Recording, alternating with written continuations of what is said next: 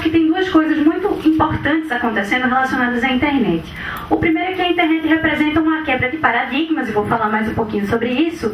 E o segundo é esse contexto de convergência que a gente está vivendo. A primeira quebra de paradigmas na internet é uma quebra de paradigmas de comunicação.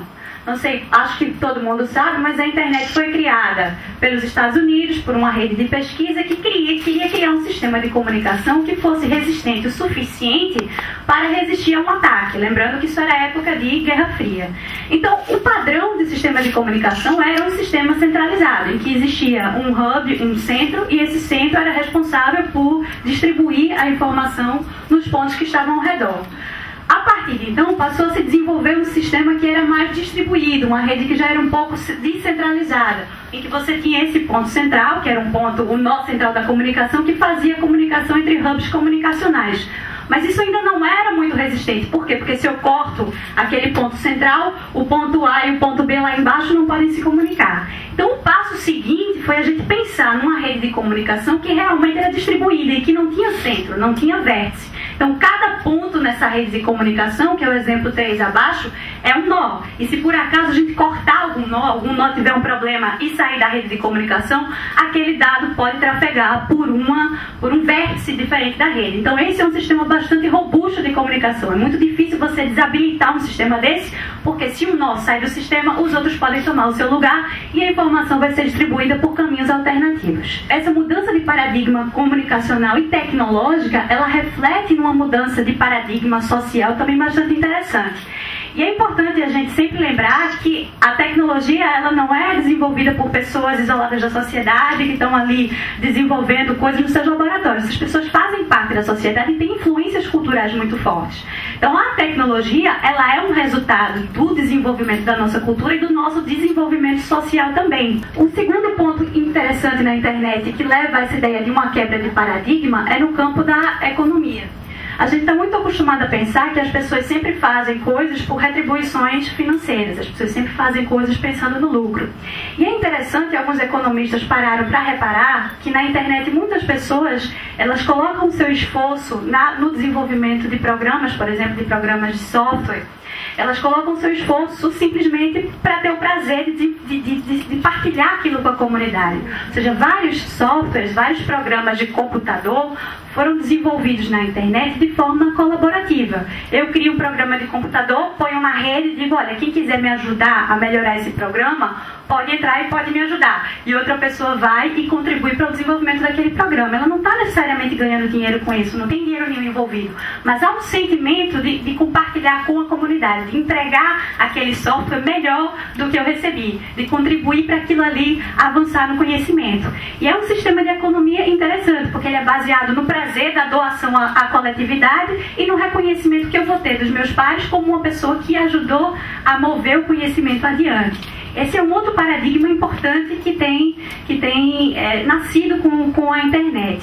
E o terceiro é uma cultura de compartilhamento muito forte, que a gente vê, por exemplo, em redes de troca de arquivos. As pessoas entram naquela rede, elas baixam o conteúdo, elas disponibilizam o conteúdo, e muitas vezes é aquele prazer que você tinha de, poxa, li um livro tão legal, então eu queria emprestar para o meu irmão, eu queria emprestar para o meu vizinho, eu queria que todo mundo pudesse ler esse livro e experimentar a mesma sensação que eu tive. Quando a gente tem os padrões de gênero na nossa cabeça, a gente tem muito a ideia de que a mulher é ligada a relações mais horizontais que os homens sempre têm na cabeça aquela ideia de verticalidade, tem que ter alguém no comando, tem que ter o chefe, e as mulheres estabelecem relações bem mais horizontais entre si. As mulheres são vistas muitas vezes como o polo doador de qualquer relação, elas são aquelas que cuidam dos idosos, aquelas que cuidam dos filhos, aquelas que sempre estão doando de si. E as mulheres são vistas muitas vezes nos grupos de trabalho como bem mais compartilhadoras, inclusive de informação, que os colegas homens de trabalho. Eu não vi nenhum estudo sobre isso, mas eu acho interessante porque me parece que esse novo paradigma de comunicação, a internet né, se a gente pensar na questão de gênero, existe um quê de feminilidade na internet que é bastante interessante. Então eu acho que essa quebra de paradigma é uma coisa que estudos de gênero e comunicação poderiam focar nisso aqui, porque eu acho que isso aqui tem muito a ser estudado e desenvolvido.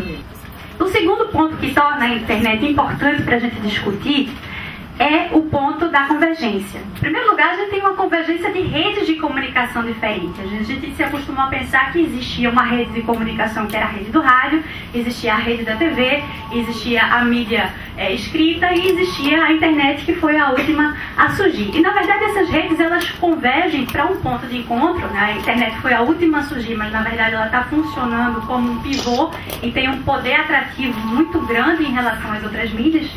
E essa convergência é feita através de protocolos da internet que a ONU explicou, né? Aqueles protocolos que são as caixinhas. Então, aquele conteúdo que antes era um conteúdo de ondas de rádio, eu posso transmiti-lo através de ondas de rádio, mas eu posso colocá-lo numa caixinha digitalizada e transmiti-lo através da internet. A mídia escrita pode ser veiculada através da internet. A TV, hoje em dia, pode ser veiculada através da internet.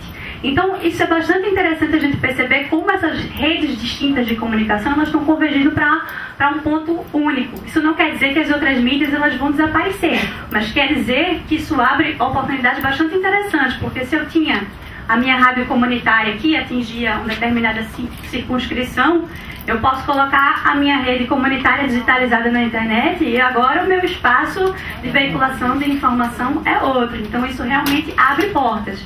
Existe um processo de convergência e de adaptação entre as mídias que já existiam e essa mídia que surgiu mais recentemente, que é a internet. O segundo ponto, a Ana também já tocou, que é a convergência de aparelhos.